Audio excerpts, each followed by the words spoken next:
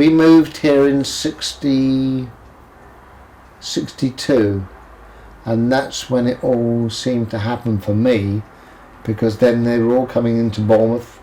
The Beatles came into Bournemouth in the Gaumont, and then it was 66 is when I joined the bunch, because they were short up for a keyboard player. They hadn't got one. The first keyboard I bought was a Farfisa Compact, because it folded up. You remember them? Because I could move it there, and I bought it as much as disgust to my mother that you're not paying £300 for a keyboard, and a mercantile credit company I had to buy it on the knock from Eddie Moore's Music in Bournemouth, and to try and pay that, and she said, you're not buying anything on hire purchase, you're not. I got round it in the end, and I was always behind with the payments. You used to do a piece, you should never have bought it, this, that and the other. But it was the only keyboard that I could find then that was, I would have loved a Hammond or a Vox Continental, but you couldn't get those then. The Farfisa was the only one I could get that would collapse.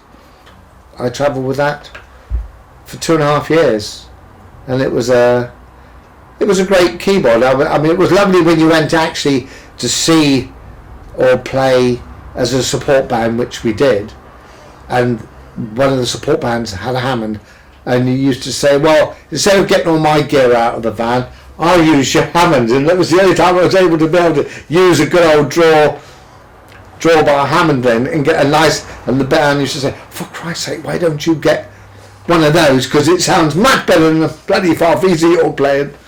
But it was great fun to play occasionally on a nice keyboard.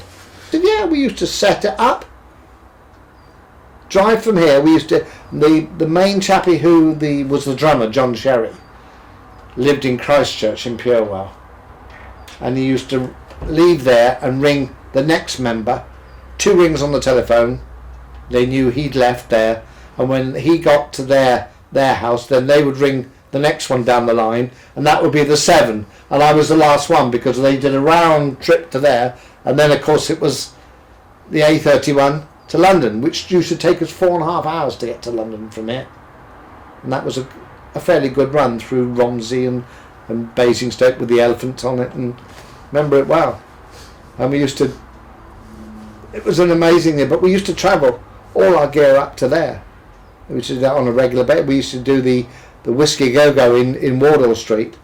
We did a residency there every Tuesday night, and it was a struggle up to there, but we were able to play, and that was a real soul Whisky A-Go-Go that in those days. It wasn't, they were all covered in, well, there were loads of different coloured gentlemen and ladies in there, and they had all the stuff from America that was coming in, Otis Redding and all Wilson Pickett and all that lot, and so we were able to hear the stuff that we ought to be playing, and it was great fun then. But we did that for almost 18 months, residencies there every Tuesday night.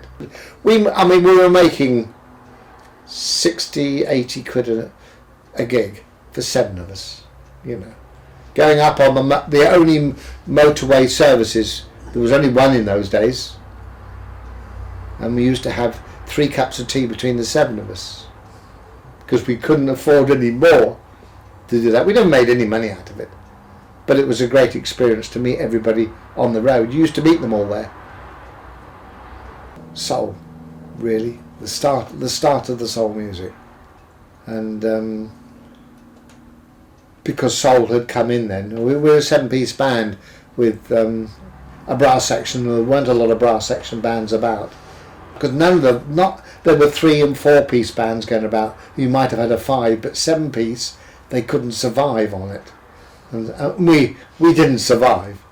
But it got us gigs. It got us a residency in south of France in the Papagayo Club, which is still going now after all those 40 odd years, and that was owned by Brigitte Bardot in those days.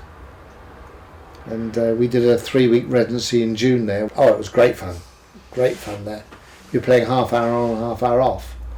And one evening we were sitting there, and she came in with 2 chain leads with 2 baby cheetahs, about 3.5 months old. They were big pussycats, and she just let them go.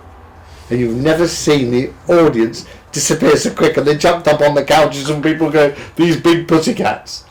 And she just walked in, and it was great fun.